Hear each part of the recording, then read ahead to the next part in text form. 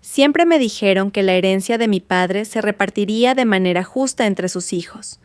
Pero cuando toda la familia se reunió, mi hermano se levantó y declaró: «Todo me pertenece a mí». En ese instante sentí que la sangre se me helaba. Soy Isabel Morales, y lo que vino después no fue solo una disputa por tierras, sino una lucha por la dignidad y la verdad. ¿Por qué un hermano traicionaría a su propia hermana?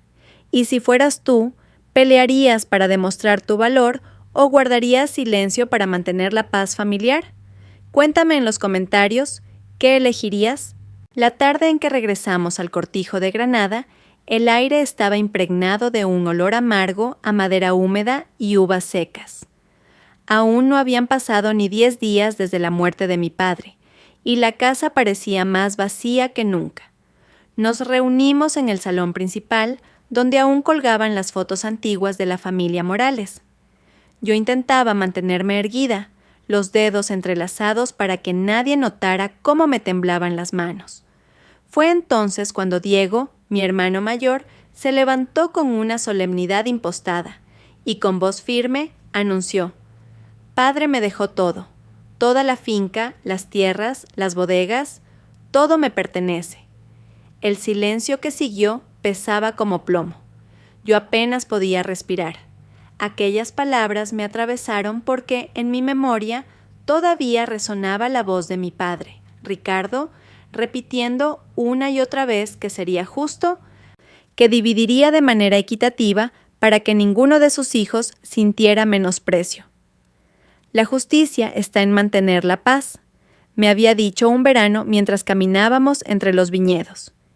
Y ahora Diego destrozaba esa promesa con una frase. Lo observé fijamente.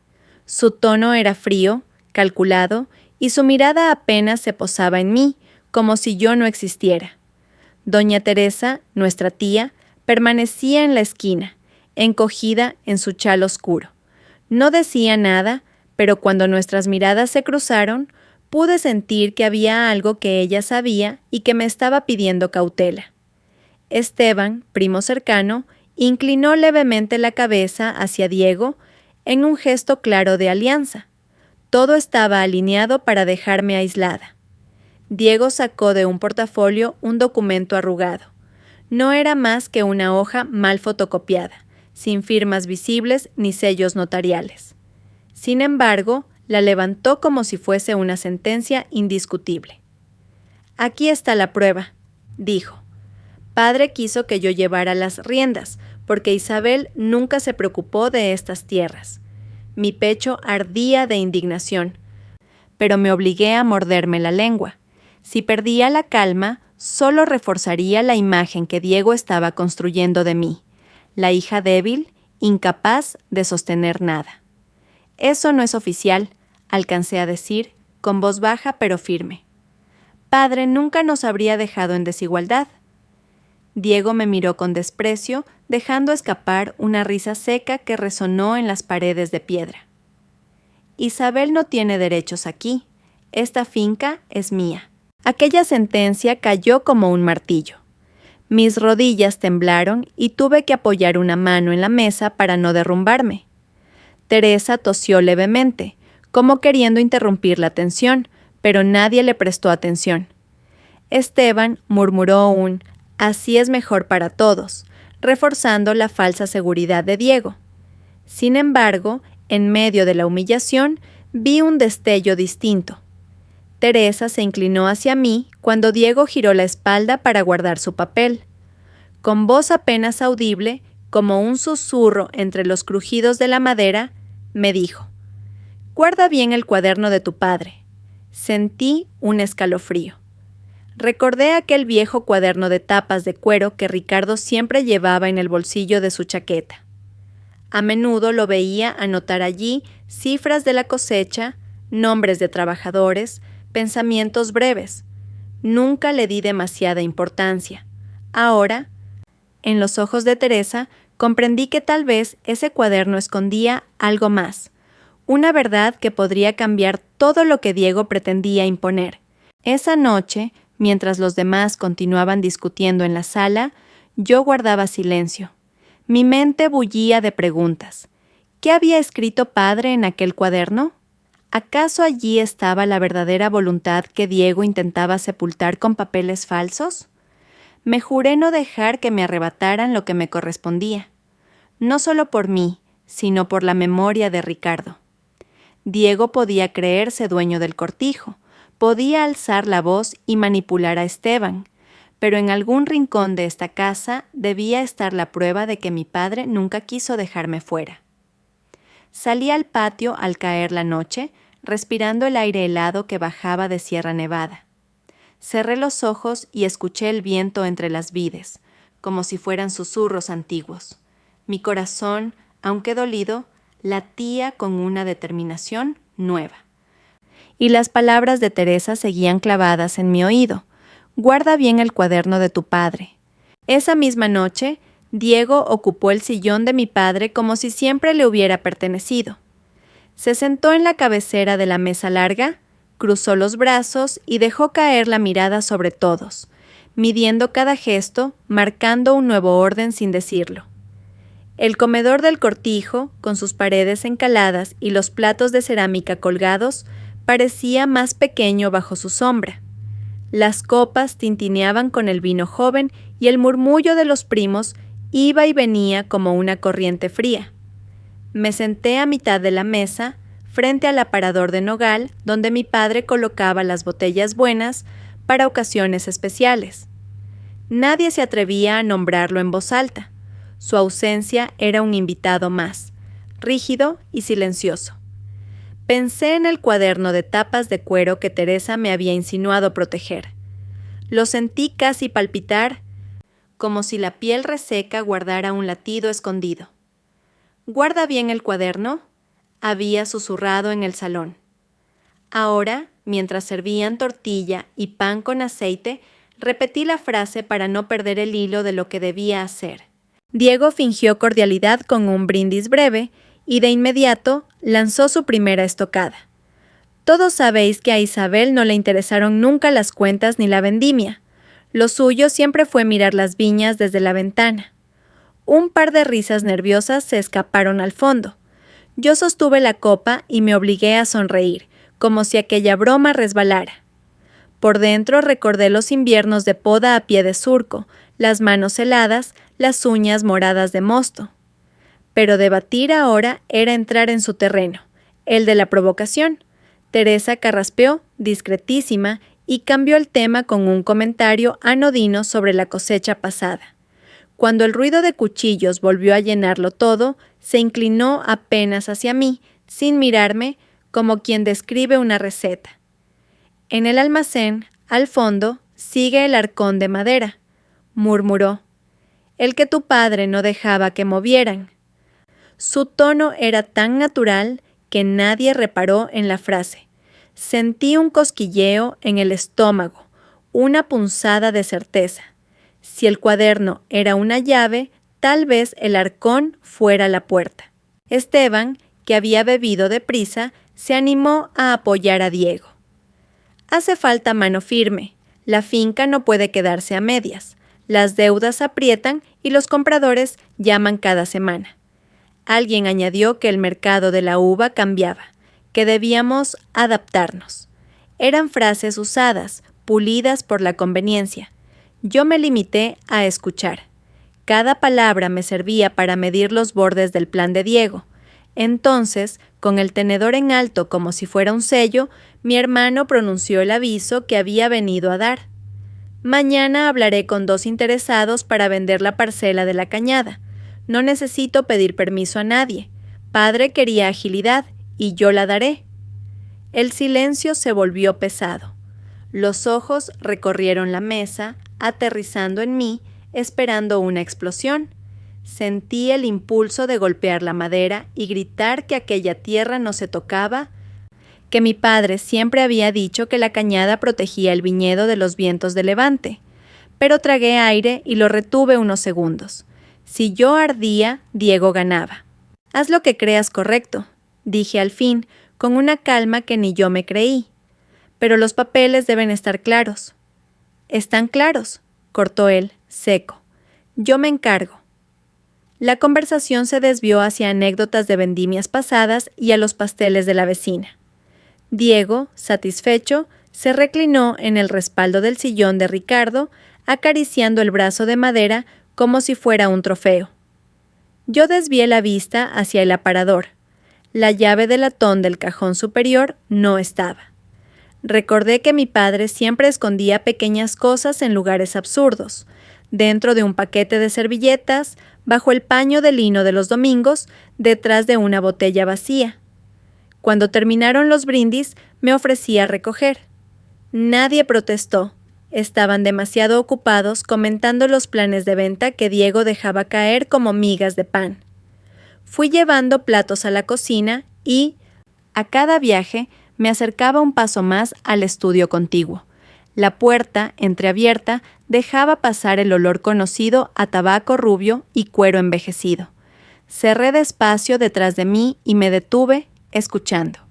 Solo el tic-tac del reloj y el canto lejano de un grillo. Me arrodillé ante el escritorio de Ricardo. Toqué la superficie marcada por años de cuentas y cartas. El primer cajón salió fácil. Facturas, viejos catálogos de maquinaria, un manojo de fotos en sepia. El segundo se resistió un poco, como si no fuese abierto desde hacía meses. En el fondo, entre dos carpetas, había un pañuelo de algodón, doblado con una delicadeza que reconocí al instante, la de mi padre. Lo saqué con cuidado. Algo pequeño y duro pesó en mi palma. Desenvolví el pañuelo. Sobre la tela apareció una llave de madera clara, con vetas doradas. Olivo. Tenía la cabeza tallada con la inicial R y un diente mínimo como hecho a mano para una cerradura antigua. La sostuve a la luz de la lámpara y vi que el grabado tenía marcas de uso, señales de que había sido girada más de una vez. Sentí un golpe de emoción en el pecho, tan fuerte que tuve que apoyar la mano libre en el escritorio para no perder el equilibrio. El arcón del almacén, el cuaderno, las anotaciones de Ricardo. Todo se alineó en un dibujo nítido, silencioso y urgente. Guardé la llave y el pañuelo en el bolsillo interior de mi chaqueta. Apagué la lámpara y respiré hondo antes de volver al comedor. Desde el pasillo oí la voz de Diego, triunfante, repitiendo que el trato de la cañada estaba casi hecho. Yo, con la llave de olivo apretada contra el corazón, supe que la verdadera negociación apenas comenzaba. A medianoche, cuando la casa quedó reducida a respiraciones hondas y al lejano crujir de la madera, bajé con la llave de olivo cerrada en el puño. El pasillo hacia la bodega olía a piedra húmeda. Empujé la puerta pesada y un soplo de aire frío me rozó la nuca. Allí abajo, las barricas dormían como animales viejos, y el eco de mis pasos parecía contar los años de mi familia. Al fondo, junto al muro más antiguo, aguardaba el arcón de madera que Teresa había mencionado, con herrajes oscuros y arañazos de otras manos. Encendí la lámpara de trabajo y la luz amarilla abrió un círculo pequeño sobre el polvo. El arcón estaba marcado con iniciales que ya casi no se leían, pero el olor a resina me llevó de golpe a mi padre. Sus dedos manchados de mosto, el modo en que soplaba una brizna de serrín antes de aceptar una cerradura como digna de confianza. Recordé su voz. No todo se guarda en papel timbrado. Algunas verdades viven en madera. La llave de olivo cabía en mi palma como si la hubiese sostenido 1000 veces. La acerqué a la bocallave y respiré hondo. El giro fue limpio, casi silencioso. La tapa se dio con un gemido bajo y ante mí apareció un interior forrado en lona, con paquetes atados por cordel. Toqué el primero, correspondencia antigua. El segundo, cuadernos de campo con manchas de lluvia. Bajo ellos, un envoltorio de tela gris que pesaba más de lo que parecía. Lo coloqué sobre la mesa, deshice el nudo y apareció una carpeta de cartón con una banda roja. En la portada, en una esquina, había un sello en tinta desvaída que me hizo cosquillas en la memoria, como una palabra a punto de recordarse. Abrí la carpeta. El primer documento era una minuta de compra de terreno, con la referencia catastral cuidadosamente copiada. Avancé hasta el recuadro de titular propuesto y sentí que el suelo inclinaba la bodega hacia mí. Isabel Morales. Mi nombre, escrito con la caligrafía de Ricardo, más recta cuando se obligaba a no temblar. Entre esa minuta y un plano a lápiz, alguien, él, había dejado un papel más pequeño, arrancado de otro cuaderno. Dividir en dos, no dejar en una sola mano. La frase tenía prisa, con esa urgencia de quien escribe de pie. Me llevé el papel al pecho y cerré los ojos. Lo vi apoyado en este mismo banco, calculando vientos y lindes, repitiendo que la cañada no debía tocarse. Cuando volví a abrirlos, reparé en un relieve circular al pie del documento. Pasé la yema del dedo y comprobé que no era tinta. Era un sello seco, marcado en la fibra como un lunar. A la izquierda, en pequeño, se leía Ayuntamiento de Granada. El pulso me golpeó en las sienes. No era un apunte casero. Había un rastro administrativo, una intención que había pisado la sala de registros. Saqué el móvil, cuidando que el flash no gritara, y fotografié cada hoja. Las referencias, los números de expediente, incluso una anotación a lápiz que decía «presentado sin firma por enfermedad del interesado». El contrato estaba a medio camino. Faltaban rúbricas finales, pero sobraban datos para demostrar la voluntad. En otro bolsillo de la carpeta encontré recibos de tasas, pequeños justificantes con fechas de hace menos de un año y una nota. I.M. Abrir con Teresa si yo no regreso. La abreviatura me nubló los ojos. Volví a doblar el papel de dividir en dos como si fuera una reliquia. Devolví todo a su orden, salvo una cosa.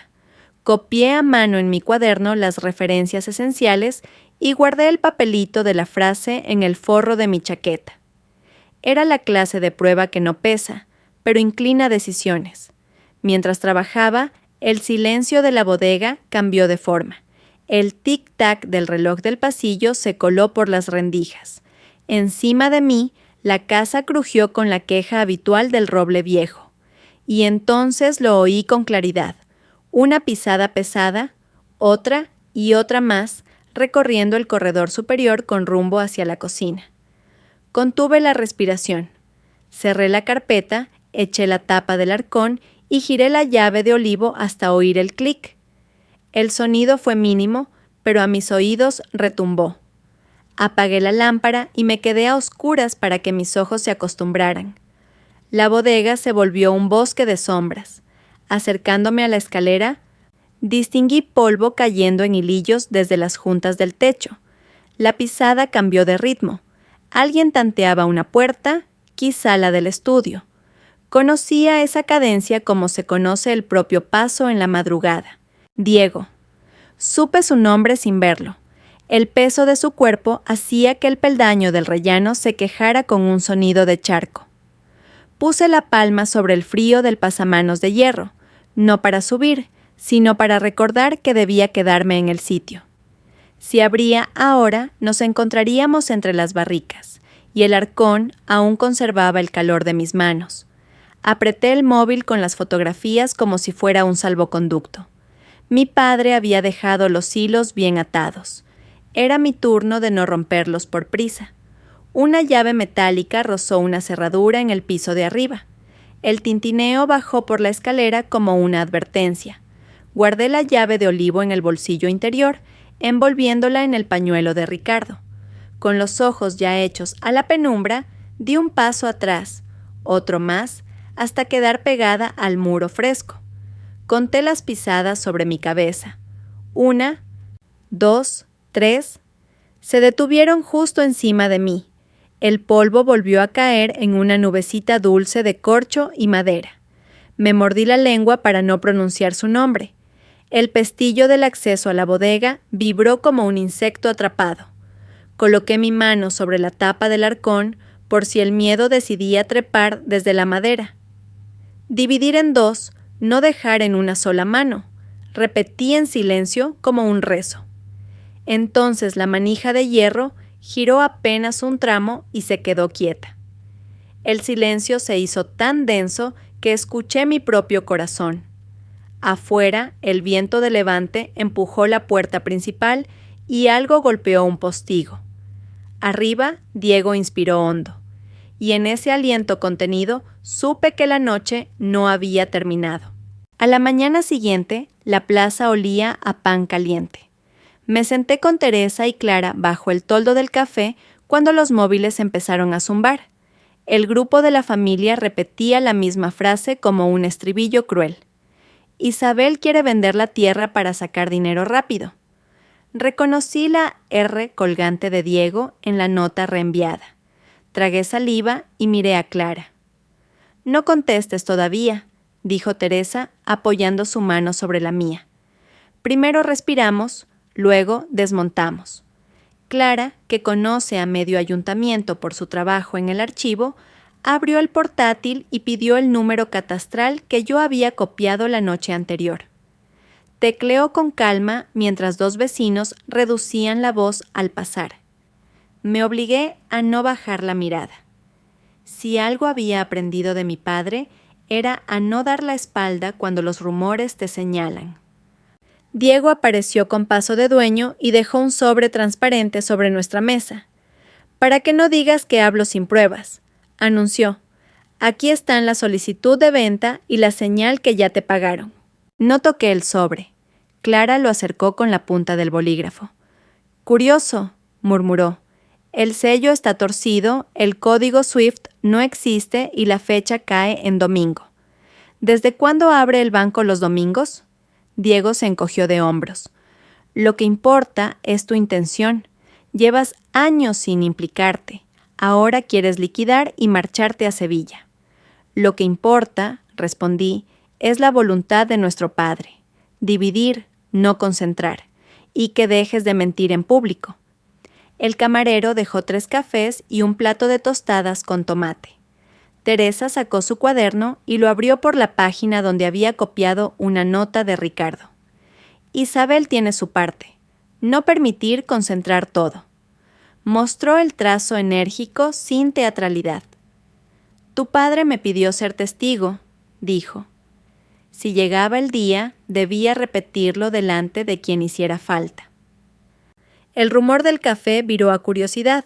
El kiosquero asomó la cabeza. Una pareja contuvo la charla. Diego sintió el peso de las miradas y cambió de estrategia.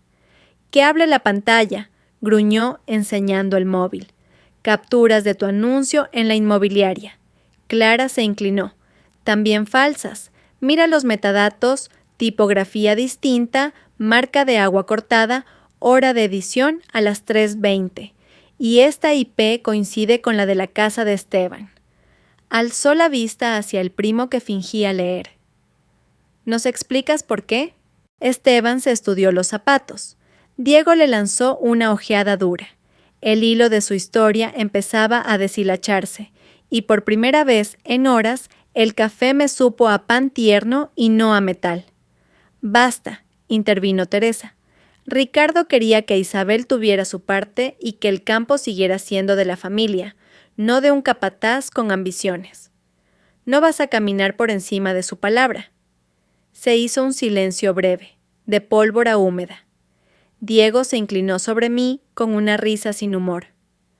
«Palabras y papeles sueltos, yo tengo la llave del despacho». «Y yo memoria», dije, «y copias, y gente que prefiere la verdad al ruido».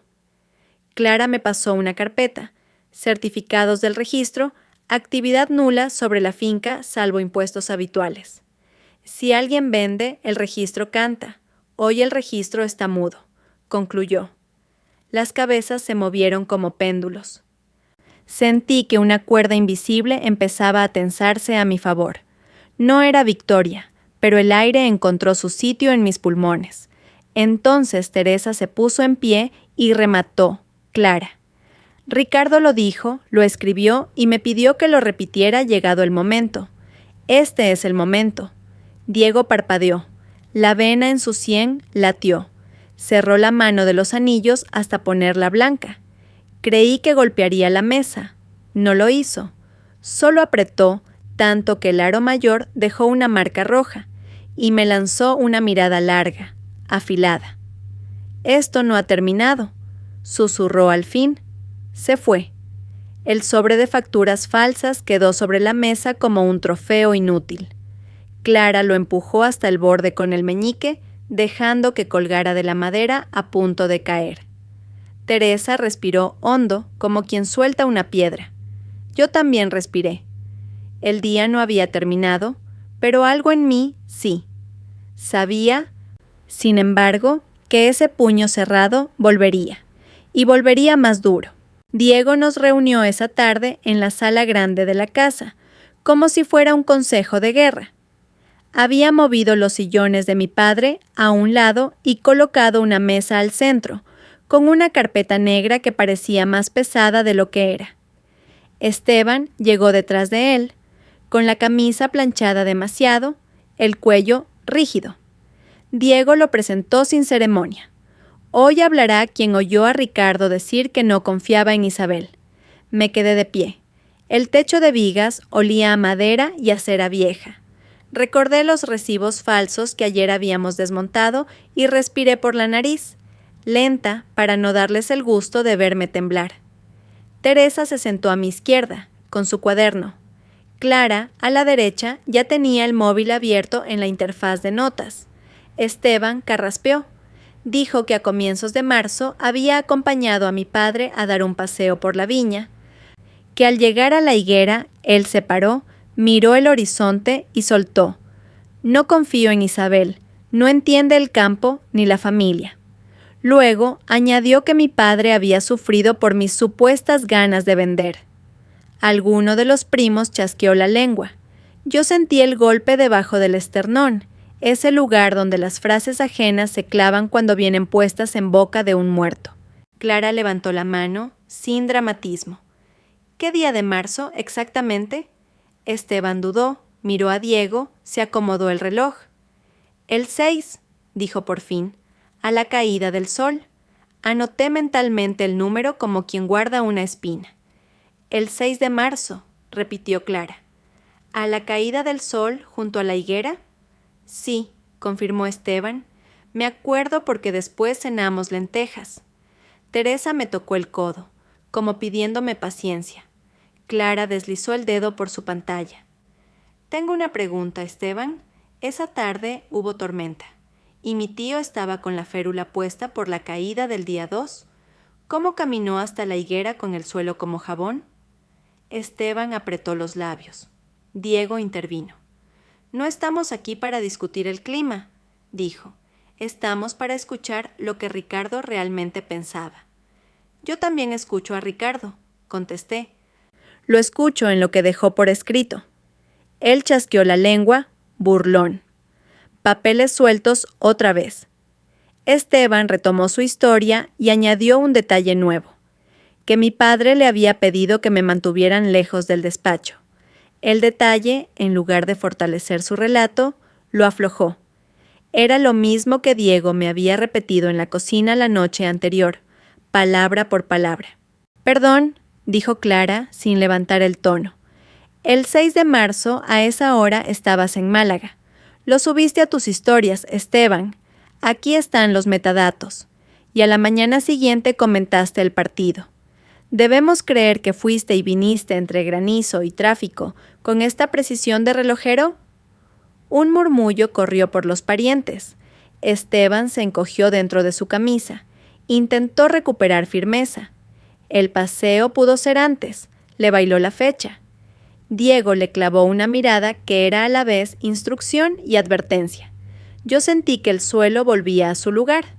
Teresa abrió su cuaderno con calma. Recordó en voz baja que Ricardo le había dictado una nota semanas antes de caer enfermo. Busqué en mi bolsillo la hoja que había doblado 4 veces. Era un recorte del cuaderno de mi padre, con el borde arrancado deprisa. La tinta aún viva en los trazos. Isabel decide sobre la parcela norte y la bodega nueva. Reparto por mitades. No concentrar en una sola mano. Teresa supervisa el traspaso. No lo agité como si fuera una bandera. Lo coloqué en la mesa, plano, a la vista de todos. Algunos se inclinaron. Teresa asintió con la serenidad de quien reconoce el pulso de un hermano. Clara tomó una foto, encuadró el sello seco de la papelería de mi padre, el mismo que usaba para firmar los albaranes. Diego sonrió sin alegría. No es un testamento, dijo. Son garabatos. Esteban, sigue. Pero Esteban había perdido el hilo. Se pasó la mano por la nuca. Dijo que tal vez Ricardo estaba de mal humor ese día, que tal vez dijo lo que dijo sin pensarlo. Alguien, en el fondo, rió por lo bajo. El relato había pasado de certeza a tal vez en menos de 2 minutos. Entonces hablé yo, más para mí que para ellos. Si mi padre dudó, lo escribió. Si confió, también lo dejó atado. Y aquí lo que hay atado es el reparto. Esteban bajó la vista. Diego dio un paso adelante, tomó la hoja con 2 dedos, la leyó sin pestañear y la volvió a dejar. Hizo un gesto al aire, como quitándose polvo de la solapa. Señaló el sobre con las supuestas pruebas de venta que aún colgaba del capítulo anterior de nuestra disputa y dijo que, si hacía falta, tendría documentos de verdad. Nadie respiró un segundo. El eco de su seguridad era un tambor. Pero debajo se escuchaba un hueco. Yo no tengo prisa, dije. Tengo memoria, papeles y vecinos que saben lo que pasó. Lo único que no tengo es miedo de repetir en voz alta lo que mi padre pidió. Esteban abrió la boca, quizá para desdecirse, quizá para pedir perdón, pero Diego le tocó el hombro. Ya está bien por hoy. Cerró la carpeta, miró de reojo a Teresa y me sostuvo la mirada unos segundos de más. Cuando se giró hacia la puerta, lo oí mascullar, casi en un susurro que arrastró por la madera. Ha llegado el momento de soltar algo más fuerte. El silencio que dejó atrás no fue alivio. Fue la certeza de que el juego subiría de nivel y que por fin había quedado claro a la familia quién necesitaba fabricar voces para hablar por un muerto. La sala grande de la casa se llenó antes del atardecer.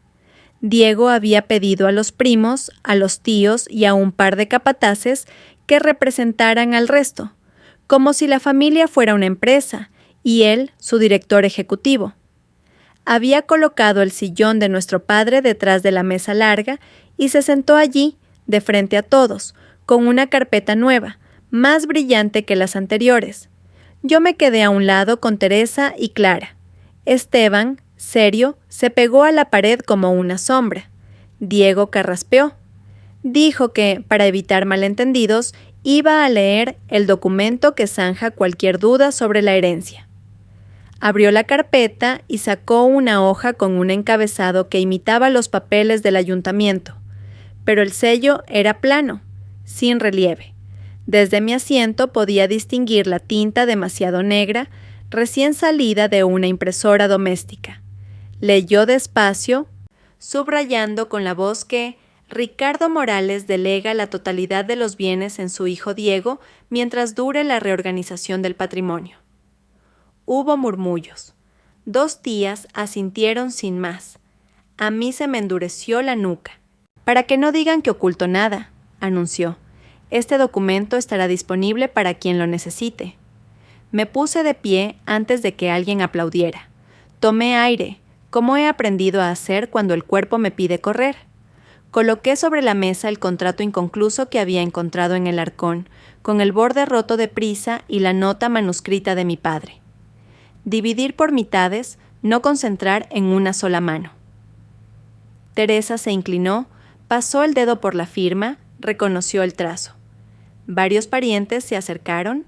Diego no pestañeó. Un papel que nunca se registró, dijo él, no tiene valor operativo. Clara dio un paso y, sin teatralidad, sacó una carpeta transparente. Dentro llevaba las impresiones de movimientos bancarios, descargadas de las cuentas de la explotación. Cada lista tenía fecha, hora y un identificador único. Extendió la primera página. En ella figuraban 2 transferencias salientes realizadas a un número de cuenta que no correspondía ni a gastos del campo ni a nóminas. A la derecha, ella había subrayado la ruta digital completa, desde la IP del despacho hasta el banco, y había marcado un detalle. El usuario era Diego Pomorales, ADM. «Esto no prueba nada», soltó Esteban. «Podría ser un error». «Puede ser», replicó Clara. «Por eso traje también los registros de acceso del router y del servidor local. Las operaciones se repiten la misma semana en que empezaron a circular los recibos falsos a nombre de Isabel. Subió un zumbido de sillas. Un primo pidió mirar de cerca. Teresa, con su voz de maestra, pidió orden y propuso leer en voz alta los importes. Alguien leyó. Alguien más tragó saliva. Diego siguió sentado, pero el brazo se le tensó sobre el reposabrazos. Yo miré el papel de su documento y pensé en el sello plano. «¿De dónde salió ese papel?», preguntó Teresa, señalando la hoja que Diego había leído. «Del archivo de papá», respondió él, sin mirarla. «Y, si no te basta, tengo copias». «En el archivo de papá los sellos tienen relieve», dije. «Y los encabezados no llevan esa tipografía. Si vas a hablar de legalidad, empieza por no falsificar la portada». Un tío tosió para disimular. Clara colocó la siguiente hoja sobre la mesa. Era un cotejo de formatos con ejemplos del ayuntamiento obtenidos del tablón público. No había discusión posible. El papel de Diego imitaba sin convencer. La sala, que al inicio le pertenecía, empezó a mirarme a mí. «No vine a pelear», continué. «Vine a recordar lo que Ricardo dejó escrito aquí», toqué la nota, «y a proteger el trabajo de toda la gente que vive de estas viñas. Si alguien quiere discutir porcentajes, que lo haga con números, no con rumores». El silencio que siguió fue una cuerda tensa. Esteban movió los labios, pero no salió sonido. 2 capataces cruzaron una mirada breve. Una de las tías, que siempre evitaba tomar partido, preguntó si era cierto que mi padre había abierto una cuenta a mi nombre para la bodega nueva. Clara mostró el extracto. IM, como titular conjunto, con un ingreso inicial y sin movimientos posteriores. El renglón brilló como una moneda recién acuñada. Entonces ocurrió el quiebre. Un murmullo de incredulidad recorrió la mesa, más pesado que el primero. Alguien dijo: «Esto no cuadra». Otro añadió: «Diego, ¿por qué no dijiste nada?». Teresa cerró su cuaderno, lo apoyó con firmeza y declaró: «Yo misma escuché a Ricardo dictar la cláusula de la supervisión. Quien pretenda lo contrario tendrá que explicar estas transferencias». Diego se levantó por fin. La silla arañó el suelo. Cogió su hoja falsa y la guardó con un gesto brusco. Sonrió sin humor, demasiado blanco en los dientes. Agradeció a todos su presencia y con una voz más baja que antes dijo que el proceso de reorganización seguiría igualmente. Se volvió hacia la puerta y en ese giro vi cómo su perfil perdía la solvencia que había exhibido al principio. En el corredor, a medio metro de mí, se detuvo.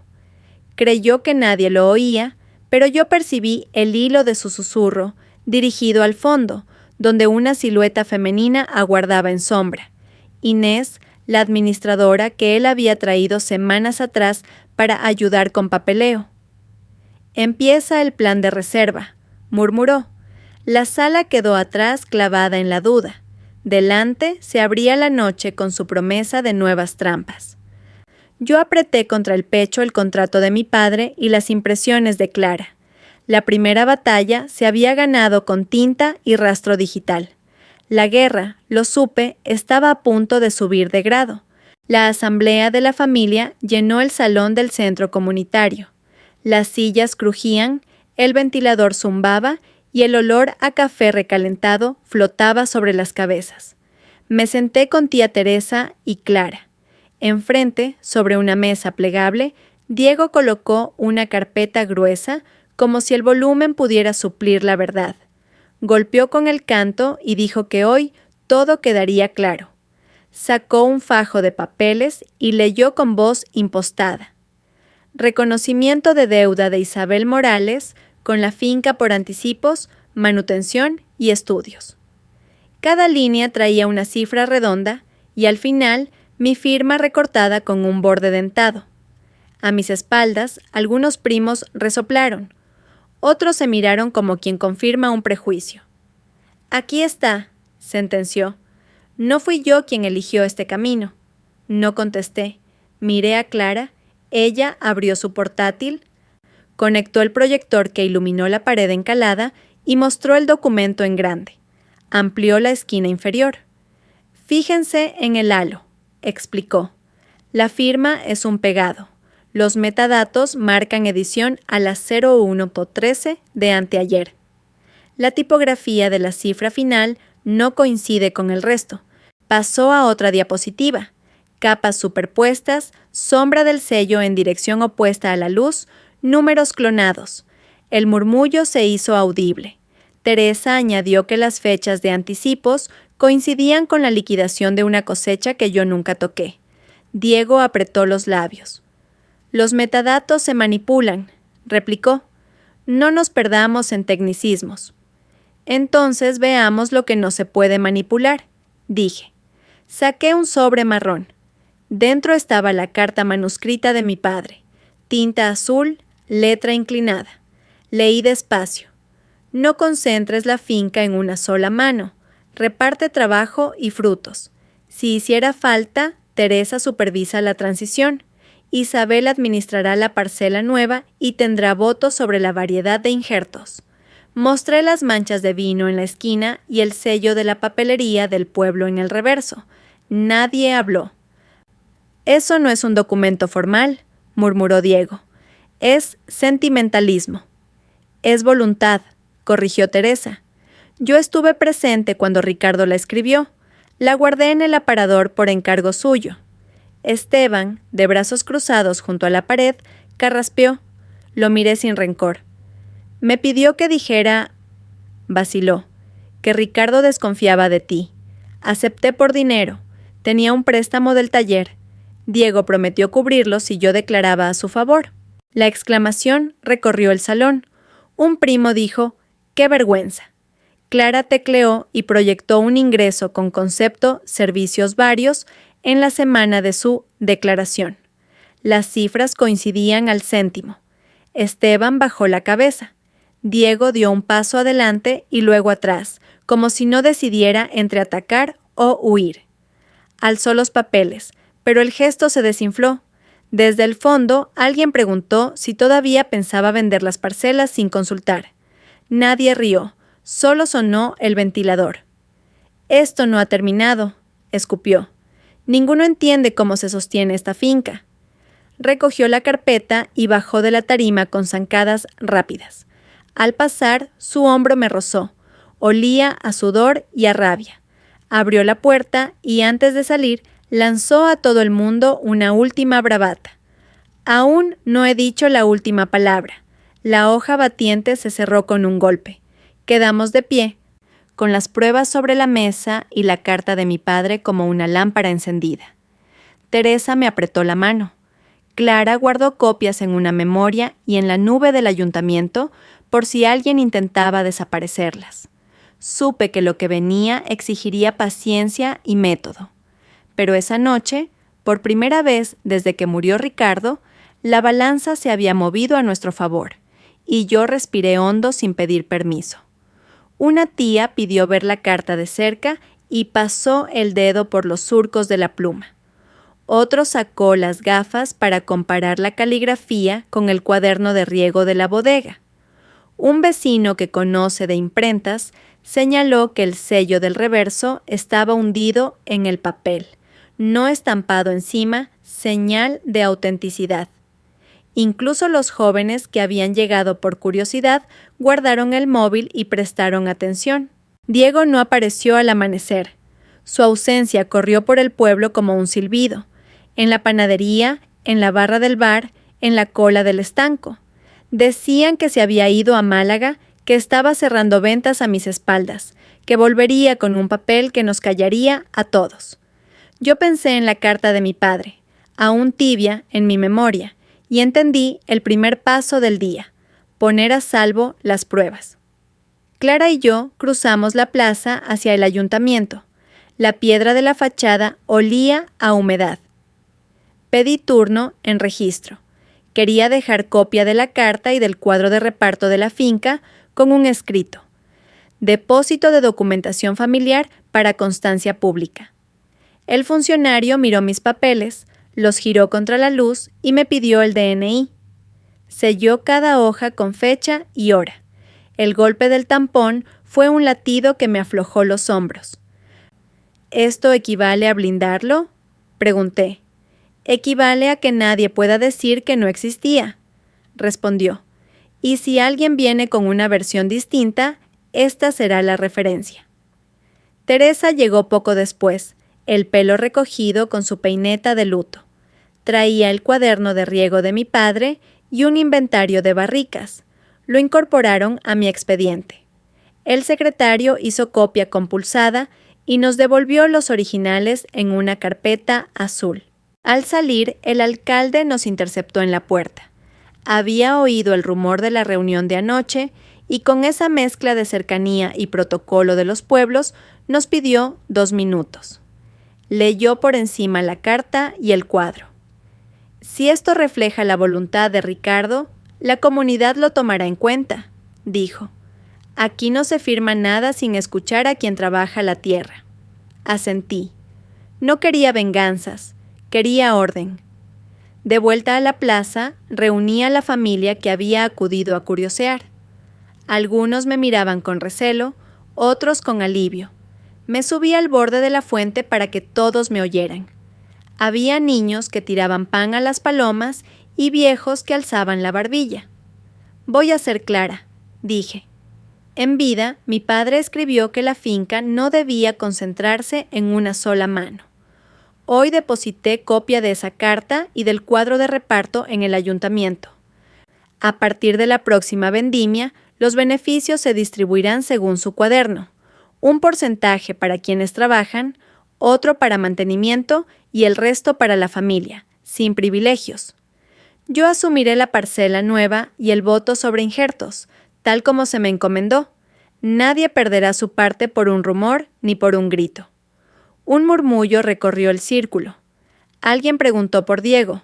Otro quiso saber si se rescindirían ventas. Teresa tomó la palabra. No se venderá nada hasta aclararlo todo. Y quien necesite ver los papeles, que pida cita. Están registrados. Clara mostró en su móvil el justificante de registro con código. Pasó de mano en mano como si fuera una medalla. El aire olía a mosto. Me sentí, por primera vez en días, de pie sobre terreno firme. Nos separamos en pequeños grupos.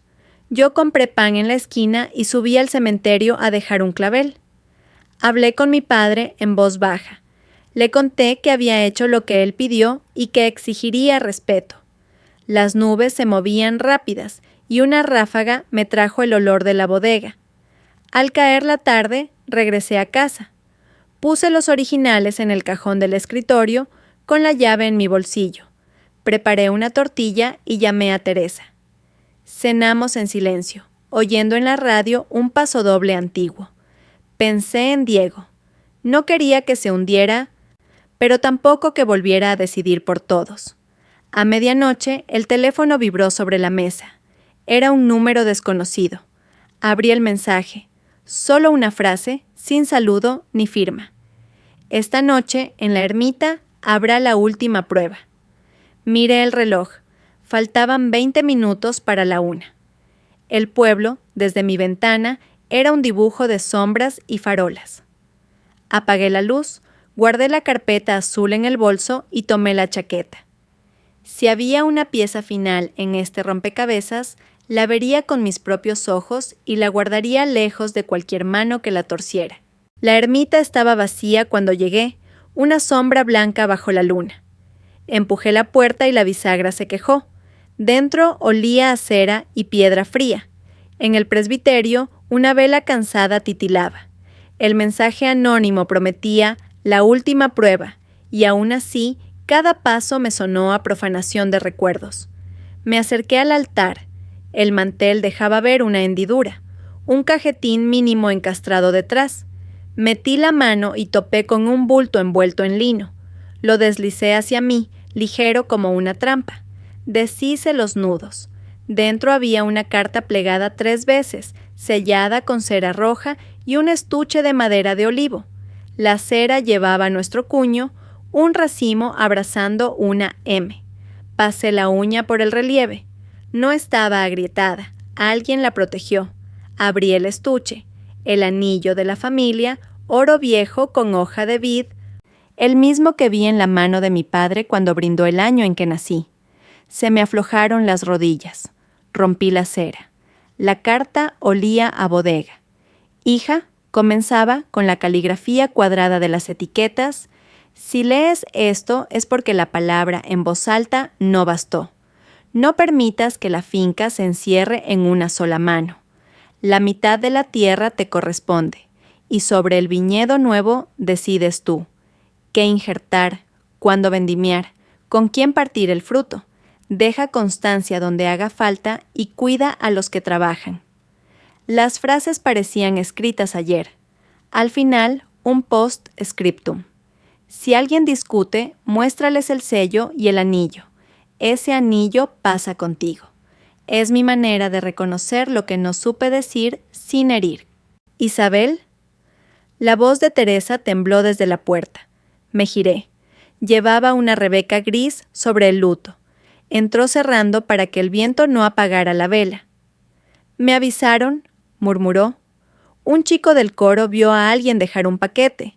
Le mostré la cera y el anillo. Teresa los acercó a la cara.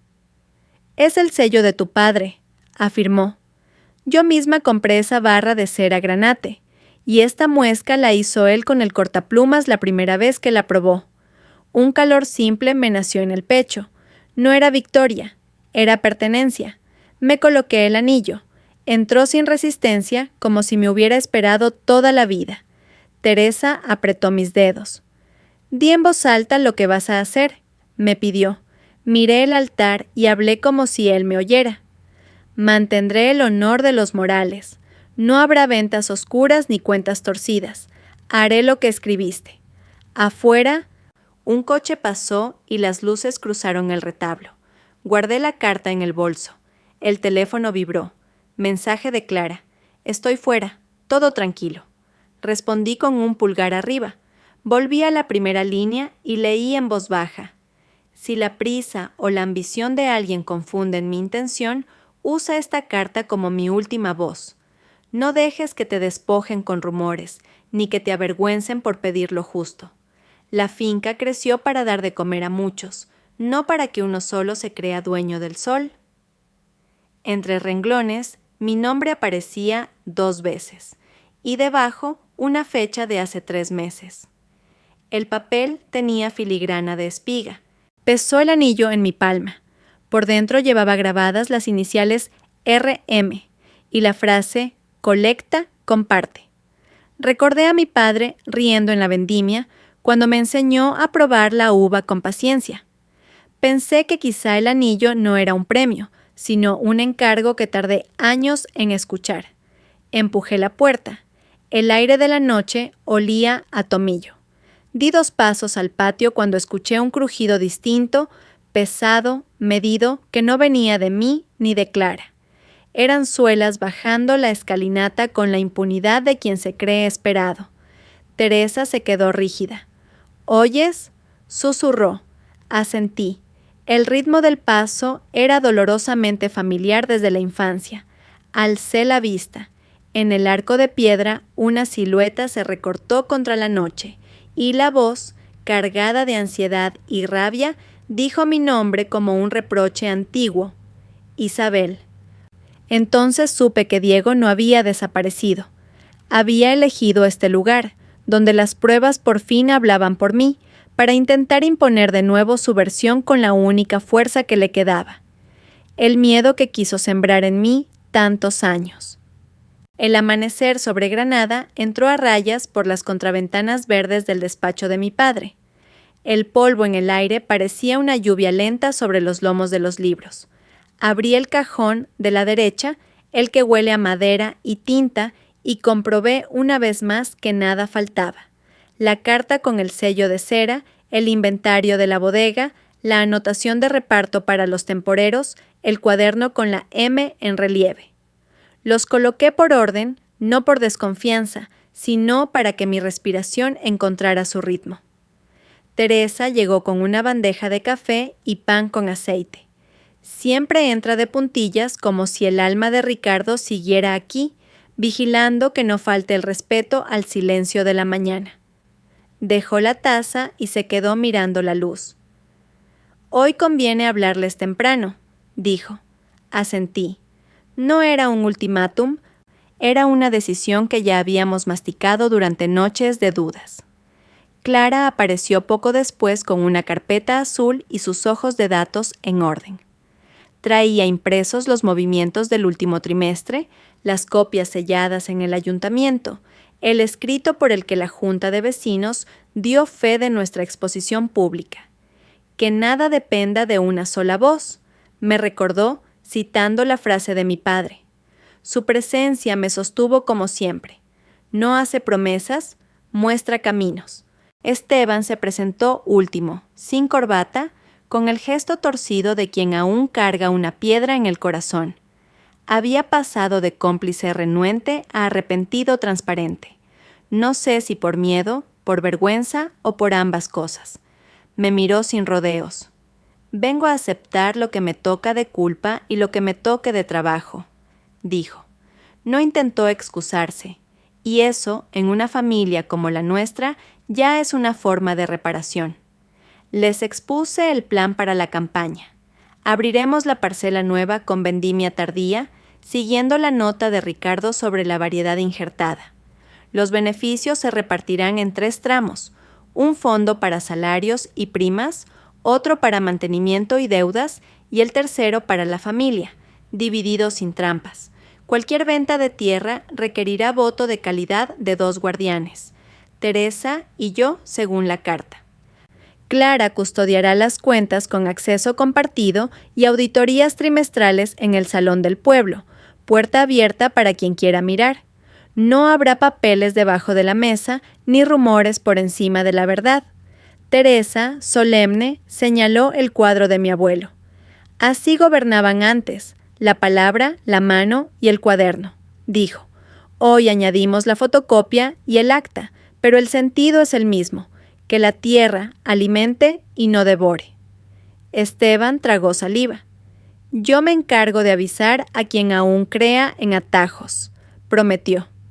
Le di tareas simples y claras: coordinar cuadrillas, verificar maquinaria, aprender a decir no cuando la tentación se vista de necesidad. Salimos al patio. Los trabajadores iban llegando con sus cestos, algunos con una mirada de prueba, otros con alivio discreto.